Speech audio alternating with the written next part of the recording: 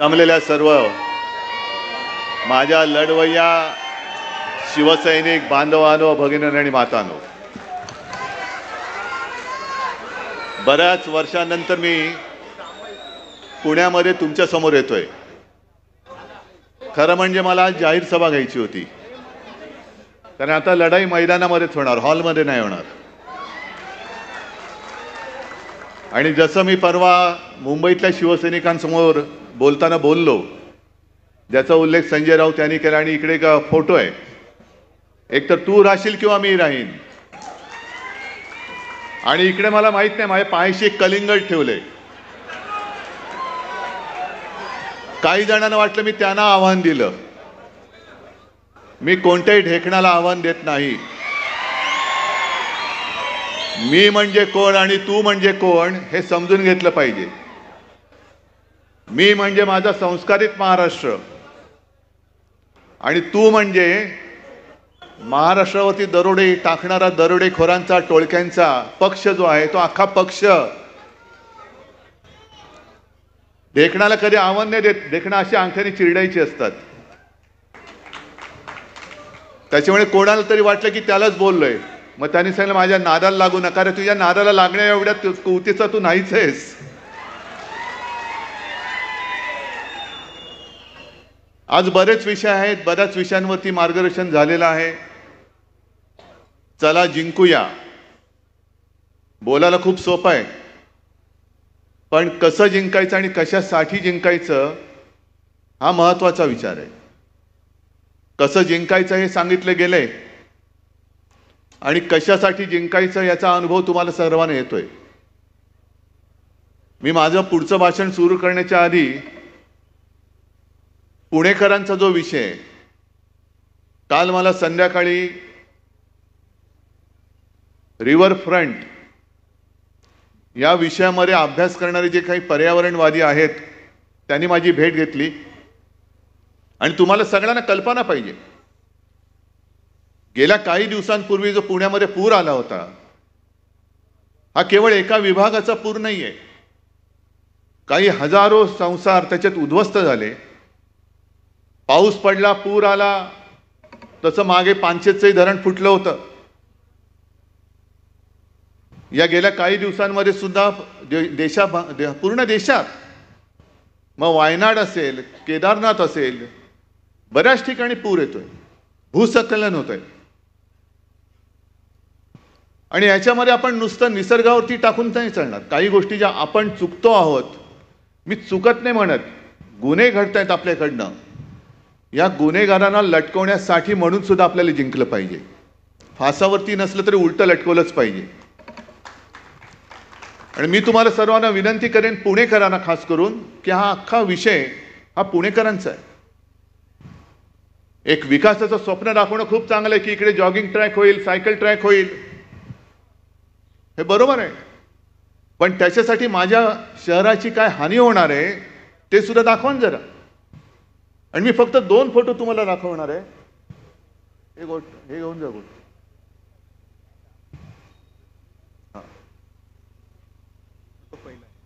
हा पहिला फोटो एक दाखवतोय गुगल मॅपचा.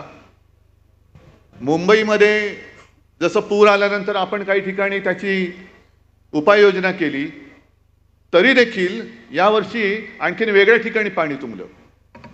कारण मुंबईमध्ये चाललेली बेसुमार नियोजन शून्य मेट्रोची कामं, अनेक ठिकाणी मुंबईकरांच्या पाण्यामध्ये, पिण्याच्या पाण्यात गटाराचं पाणी मिक्स होतंय, पोटाचे विकार होत आहेत. तसंच पुण्यामध्ये ही जी आपली मुळामुठ आहे, एकतर काही वर्षांपूर्वी तुम्हाला आठवत असेल नसेल, पण व्यंकय्या नायडू आले होते आणि त्यांनी विचारलं नदीचं नाव काय. मग त्यांना कोणीतरी सांगितलं की मुळामुठा. तिला काही काय नावं आहेत, नावं कशी पाहिजेत, कशी पाहिजे. काय व्यंकय्याचं नाव ठेवायचं नदीला, का मोदींचं नाव ठेवायचं, मोदी नदी. सगळीकडे मोदी मोदी मोदी चाललंय.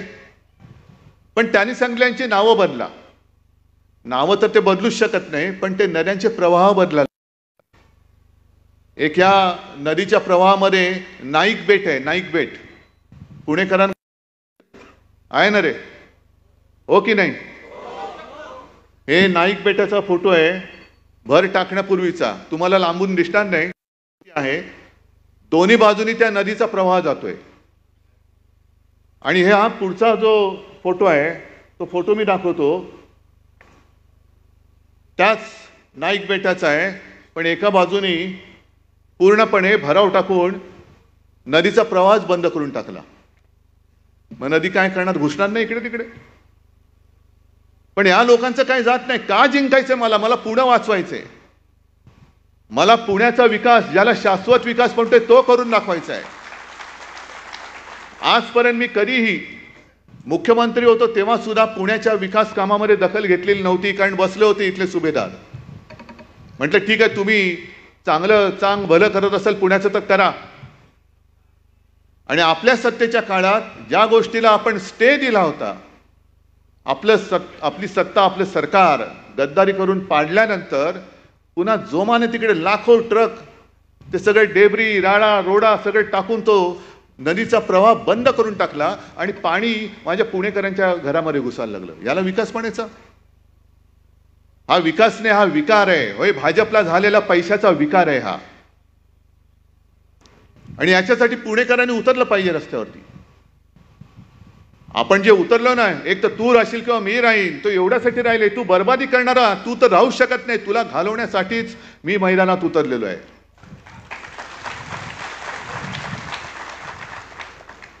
हे बेट कोणाचं आहे, तिकडे भराव कोण टाकतंय?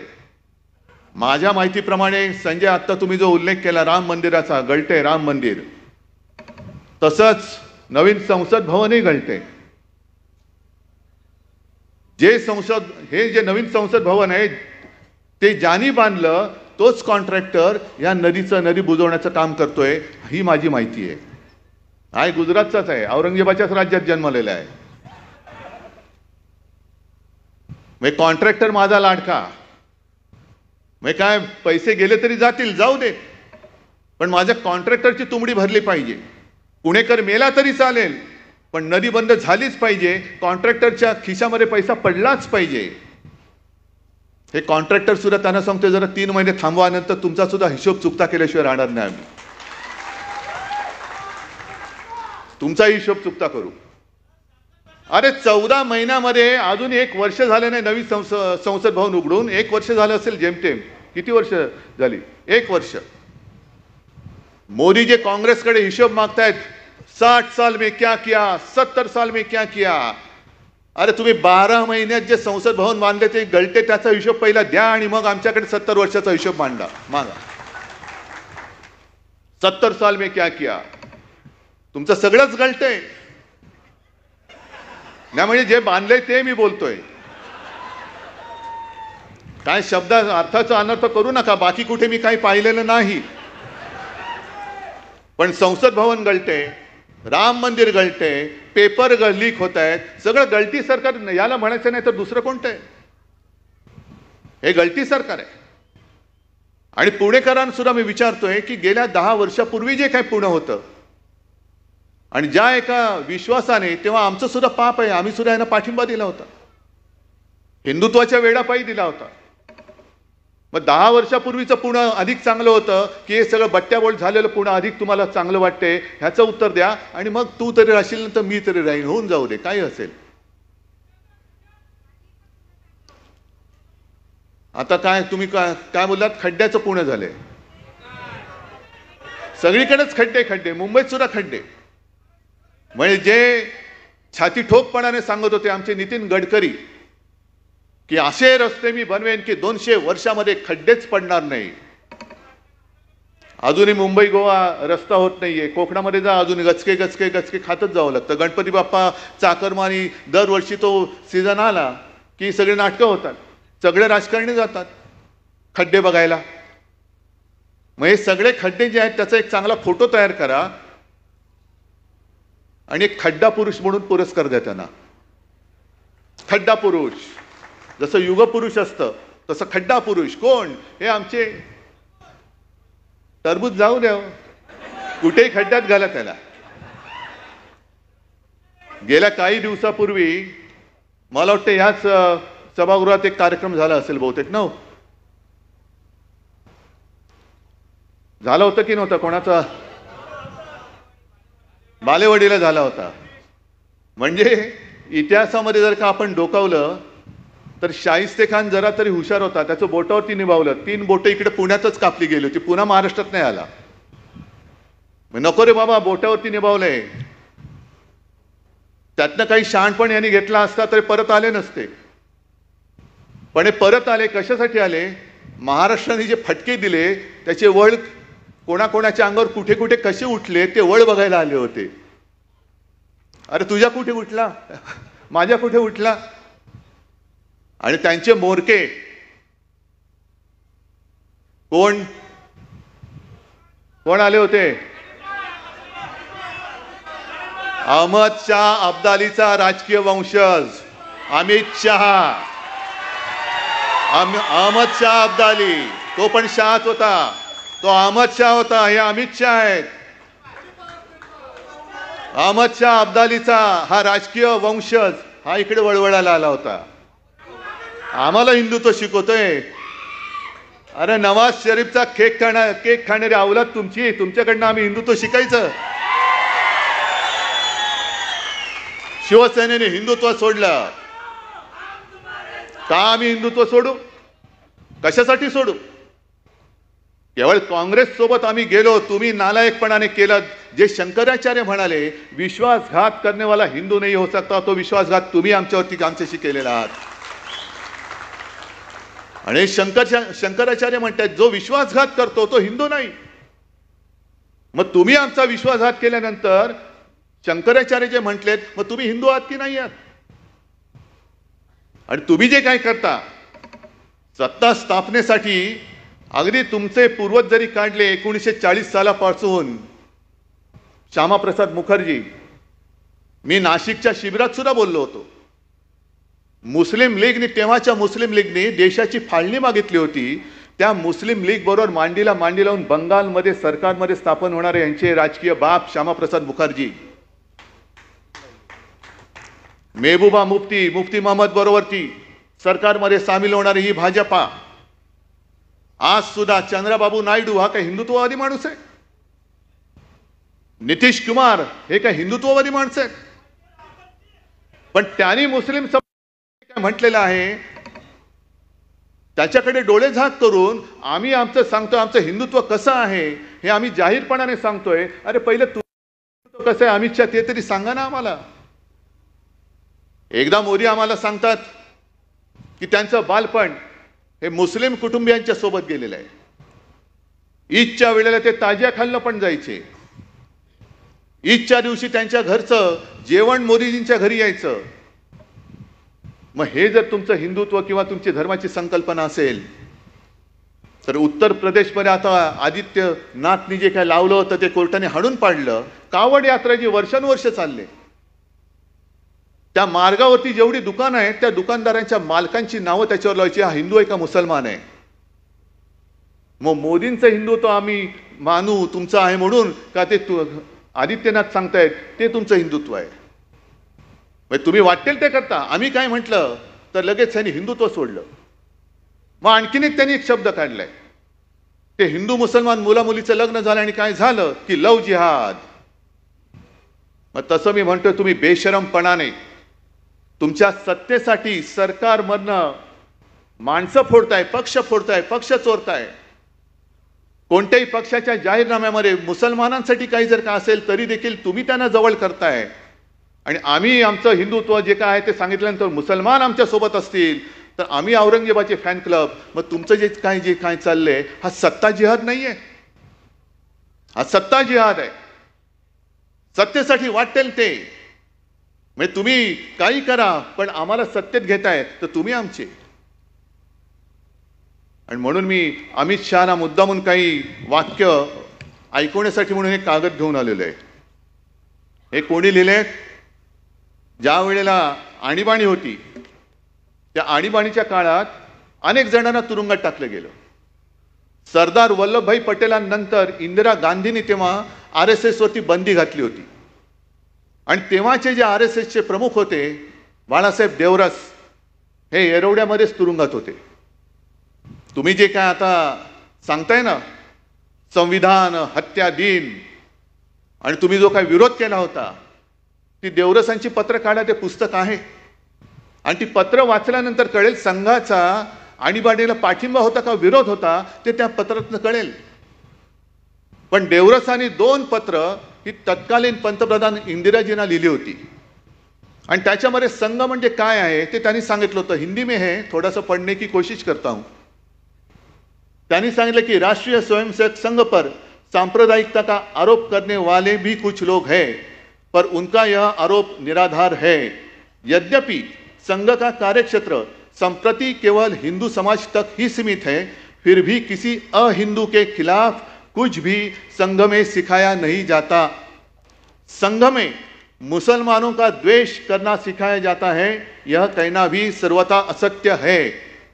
इस्लाम धर्म, मोहम्मद पैगंबर, कुरान तथा ईसाई धर्म, ईसा मसीह, बाइबल, इनके संबंध में संघ में अनुचित शब्द का भी प्रयोग नहीं होता. इतना ही नहीं बल्कि सर्व धर्म समभाव यानी एक सत विप्रहा बहुधा वदंती, यह जो हिंदुओं की विशेषता है उसी को संघ सर्वोपरि मानता है. मग हे कोणाचा फॅन क्लब आहे? मग त्या अब्दालीला विचारा, अहमद शहाचा जो वंशज वळवळतो ना इकडे येऊन बोंबलून गेला, त्यांना विचारा की हे हिंदुत्व म्हणून तुम्हाला संघ नकोय का? निवडणुकीच्या शेवटच्या सुमारास नड्डा जे बोलले होते की आता आम्हाला संघाची गरज नाही, कारण संघाचं हिंदुत्व अमित शहाना मान्य आहे की नाही हे तुमच्या समोर मी जाहीर त्या अहमद शाह अब्दालीच्या राजकीय वंशज अमित शहाना विचारतोय. हे राजकीय वंशज आहेत त्यांचे. तोडा फोडा आणि राज्य करा. मराठी माणसाची सुद्धा जी एकजूट आहे, हिंदूंची एकजूट आहे.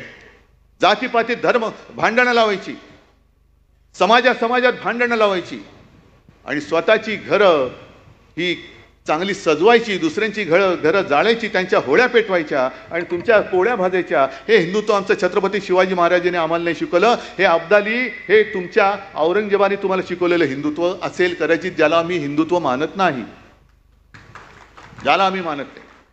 हे पुस्तक आहे, त्याच्यामध्ये अनेक देवरसांचे लेख आहेत. आणखीन एक मुद्दा म्हणून तुम्हाला सांगतोय, हे घेऊन जा बाजू.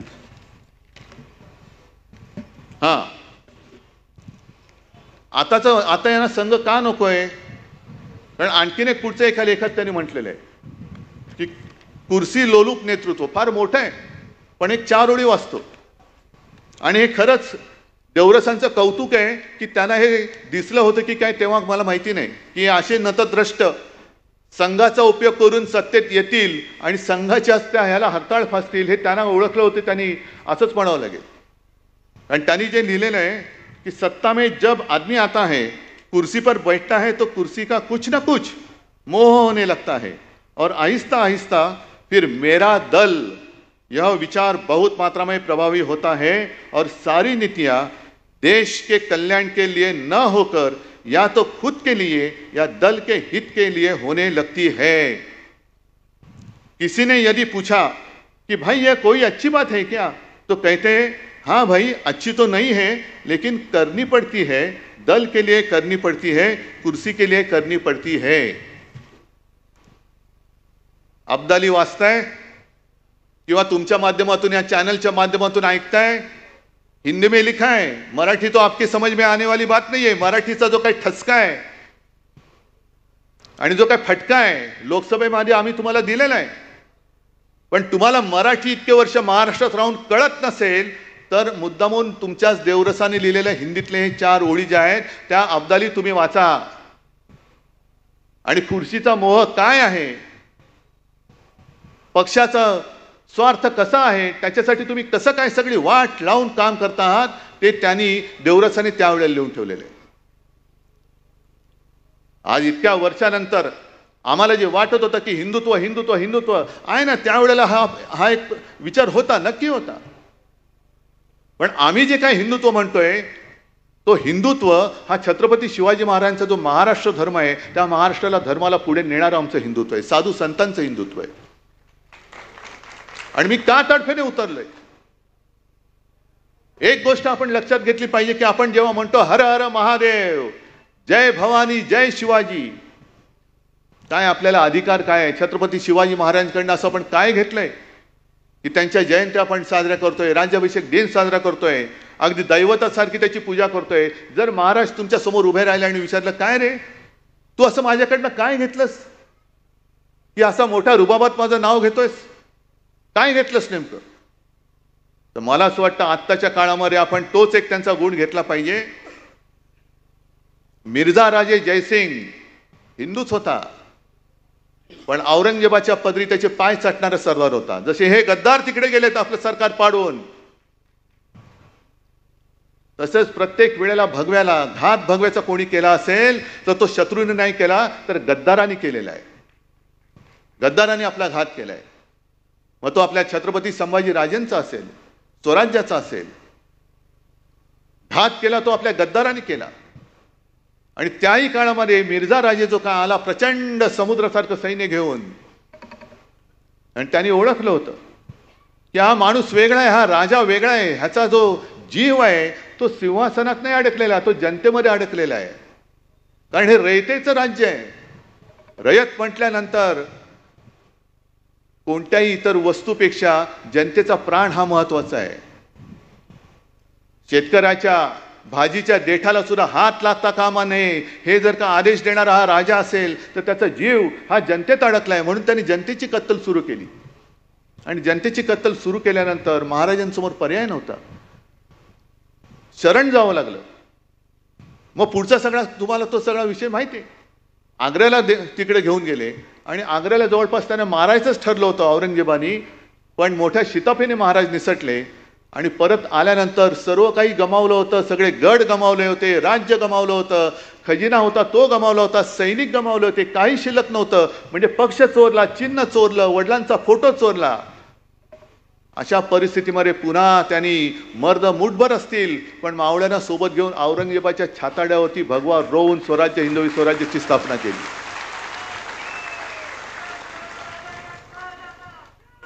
मग आपण हे नाही करू शकत? आपण नाही करू शकत? अरे तेव्हाची लढाई वेगळी होती. तेव्हा ईडी, इन्कम टॅक्स, सीबीआय नव्हतं. सरळ तलवार घेऊन यायचे आणि जे मी म्हणतो ना तू राहशील किंवा मी राहीन, जसा सिंहगडाच्या वेळेला तानाजी आणि तो उदयसिंग म्हणजे समोरासमोर भिडायचे, लढाई व्हायची, रक्तबंब वाढवायचे, कोणाचा हात कापला जायचा, कोणाची गर्दन छाटली जायची, कोणाचे पाय जायचे. तरी देखील उभं राहिलं का? चला जिंकूया. हा महाराजांनी तेव्हा सुद्धा एक आदेश दिला असेल, चला जिंकूया. का? कारण सगळं जे काही संकट आलं होतं ते संकट नेस्तनाबूत करून पुन्हा माझा पवित्र भगवा, हा हिंदू संस्कृतीचा भगवा, हा तिकडे मला रोवायलाच पाहिजे. त्या जिद्दीने महाराज परत आले आणि त्यांनी तो रोवून दाखवला. म्हणून आपण त्यांची पूजा करतो. मग इतिहासामध्ये आपली नोंद काय झाली पाहिजे? अरे नुसते नाव घेणारे होते नाही. मी तर असा विचार करतो की माझं प्रत्येक पाऊल छत्रपती शिवाजी महाराज आणि बाळासाहेब बघतायत की हा काय करतोय. शिवसेना प्रमुखांनी शिवसेनेची जबाबदारी माझ्यावरती सोपवली. शिवसेना म्हणजे नुसती यांच्यासारखा भाकड जनता पक्ष नाही, तर अन्याय जाळून टाकणारी मशाल आणि निखारा आहे तो निखारा. त्या निखाऱ्याची जबाबदारी त्यांनी माझ्यावरती सोपवलेली आहे.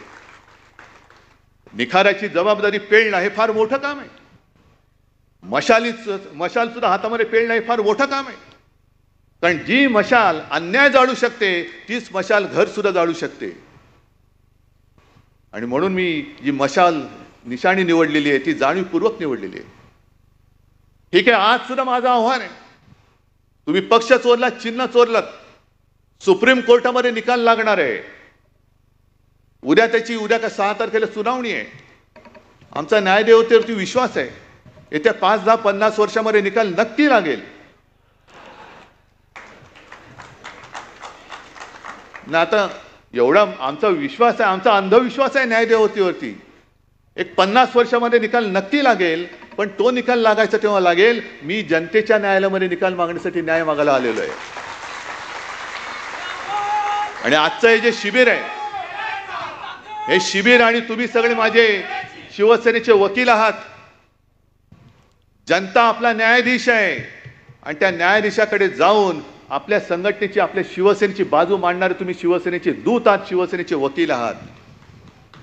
ही जनता न्यायालयामध्ये सुनावणी आजपासून सुरू झाली आणि निवडणुकीचा निकाल लागेल तेव्हा जनतेच्या रूपाने बसलेला तिकडे तो जनता जनार्दन रूपी न्यायाधीश असेल, त्यांनी दिलेला न्याय हा आपल्या बाजूने असेल, हा मला आत्मविश्वास आहे, हा मला आत्मविश्वास आहे। बाकी कोर्टाला सुद्धा मी विनंती अनेकदा केलेली आहे, एक शेवटची विनंती करतो, नाही तर आम्ही आता नाद सोडतो। लोकशाही ही केवळ शिवसेनेची लढाई नाहीये। अपात्रतेचा निर्णय आता संपली, टर्म संपली, आता उद्या जरी त्यांना अपात्र ठरवलं तरी देखील उद्याची निवडणूक लढू शकतात, मग आम्हाला मिळाला कुठे नाही। पण आज आम्ही तुमच्याकडे एका आशेने बघतोय की दिवसा ढवळ्या लोकशाहीचा खून करून चोर बाजार मांडणारे खुनी जर का आमच्या राज्यावरती राज्य करत असतील तर आम्ही कोर्टाकडनं अपेक्षा केल्यानंतर तिथून जर न्याय मिळायला विलंब होत असेल तर दुसरा आम्ही कोणाकडनं अपेक्षा करायची न्यायाची, मी माझ्या जनतेकडनंच करणार, कारण जनताच मग त्याला साक्षीदार आहे। जो गद्दारांनी चोर बाजार मांडलेला आहे संपूर्ण, आणि आता रेवड्या उडवत आहेत। एक तर लुटालूट प्रचंड चाललेली आहे, मग पुण्यामध्ये लुटतायत, मुंबईमध्ये लुटतायत, सगळीकडे कॉन्ट्रॅक्टर आणि कॉन्ट्रॅक्टर देऊन टाकतायत आणि त्या रूपाने पैसा उभारतात। हाच पैसा या निवडणुकीमध्ये वापरणार आणि हे कमी पडतंय म्हणून आता लाडकी बहीण असेल, आणखीन काही असेल, म्हणजे तुम्ही लाच घेऊन मतं विकत घ्यायला बघताय। महाराष्ट्र स्वाभिमानाने जगणार आहे, भिकेवरती जगणारा महाराष्ट्र नाहीये। महाराष्ट्राला पाहिजे ते हक्काचं पाहिजे। आज सुद्धा त्या माऊलीला आपण मदत केली, शेतकरी काय मागतात ते द्या, त्या माऊलीला 1500 रुपये द्या, तिचा मुलगा येतोय परत। ज्या घरामध्ये शेतकऱ्याने आत्महत्या केल्या, अनेक घरामध्ये बेकार तरुण आहेत, तरुण गेल्या 10 वर्षापूर्वी काय त्यांचं वय होतं, आज त्यांचं काय वय आहे, आणि त्या घरामध्ये तुम्ही त्याच्या बहिणीला, त्याच्या आईला 1500 रुपये देऊन काय सांगणार आहात? 1500 रुपयामध्ये घर चालवणार आहात? मग हक्काचं द्यायचं नाही। जर तुम्ही हक्काचं मागाल तर याद राखा, मोदी आणि अब्दालीची हीच योजना आहे। आम्ही देऊ त्याच्यावरती जगा, पण हक्काचं कमवाल तर आम्ही तुमच्या मागे ईडी, इन्कम टॅक्स, सीबीआय लावू। इकडे स्वाभिमानाने नाही जगायचं, ताटमानेने जगाल तर याद राखा तुरुंगात टाकू।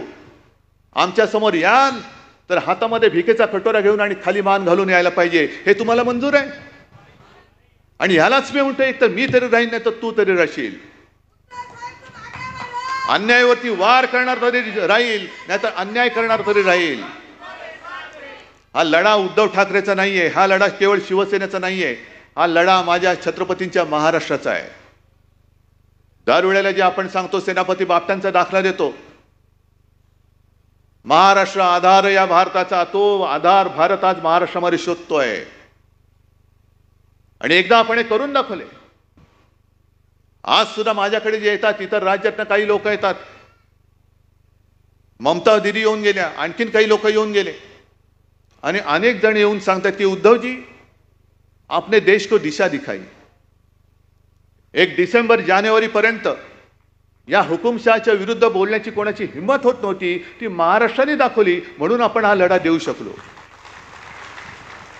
आहे ना। ही तर आपली परंपरा आहे, अन्यायाविरुद्ध लढणं। त्याही काळामध्ये आम्ही शाळेमध्ये हे सगळं शिकलो, तुम्ही पण शिकलेला आहात।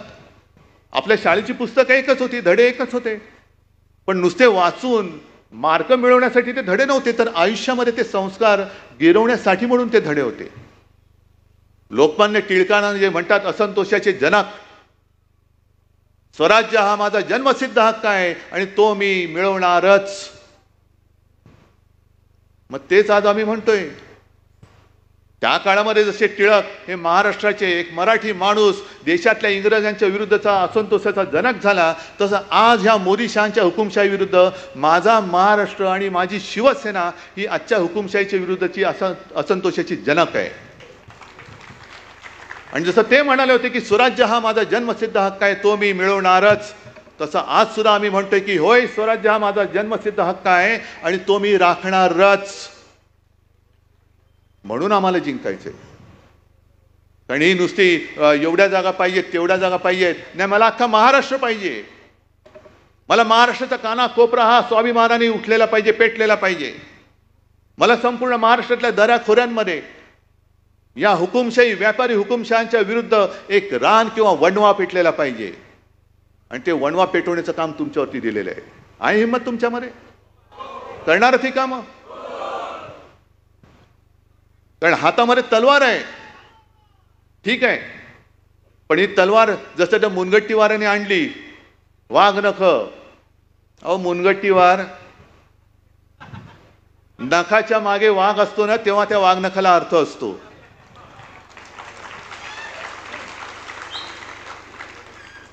त्या वाघ नखाने अफजल खानाचा कोथळा काढलेले आहेत की नाही हा विषय वेगळा आहे पण त्या नखाच्या मागे शिवाजी राजा म्हणून वाघ होता म्हणून त्या नखाला महत्व आहे आणि त्या नखाच्या मागे जर मुनगट्टीवार असेल तर पेलवतंय का ते तुम्हाला हा झेपते का वाघ नखा आणि मुनगट्टीवार कुठेतरी काहीतरी जुळते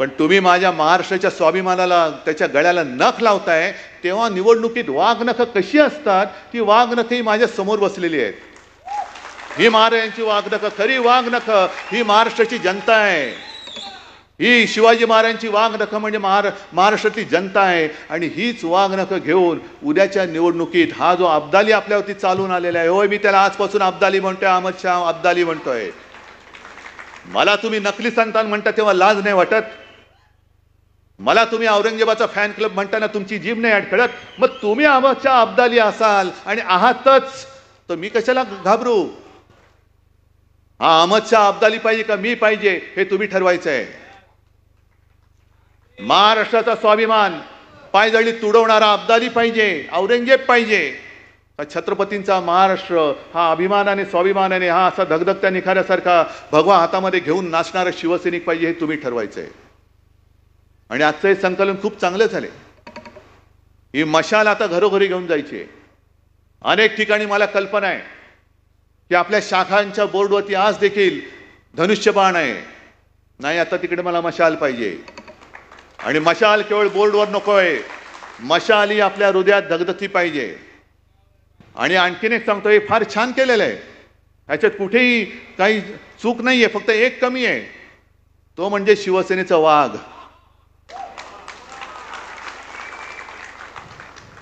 जो मुनगट्टीवारकडे नाहीये जो भाजपकडे नाहीये तुम्ही नख घेऊन बसा पण वाघ माझ्याकडे आहे त्याच्यामुळे आम्हाला ती भीती दाखवू नका ही निवडणूक तुम्ही कधीही घ्या ठीक आहे पावसाचं थैमान आहे पण त्याच्यानंतर पावसाचं थैमान झाल्यानंतर भगव्याचं थैमान सुरू होईल भगवं वादळ या महाराष्ट्रामध्ये येईल आणि अमित शहाना सांगतोय अब्दालीला सांगतोय की या लोकसभेत जेवढे वळ तुमच्यावरती उमटलेत त्याच्यापेक्षा जसं संजय तुम्ही बोललात ना शिवसेना प्रमुख म्हणायचे की माझ्या पाठीवरती आता एवढे वार झालेत की वार करायला जागा नाही तसं या विधानसभेच्या निकालानंतर अब्दाली तुमच्या भाजपवरती एवढे वळ उठतील की पुन्हा वळ उठवायला जागा शिल्लक नसेल आणि मग तुमची वळवळ ही महाराष्ट्रामध्ये कायमची गाडली गेलेली असेल आणि ती गाडण्यासाठी सज्ज व्हा हातामध्ये मशाल घ्या आणि ह्या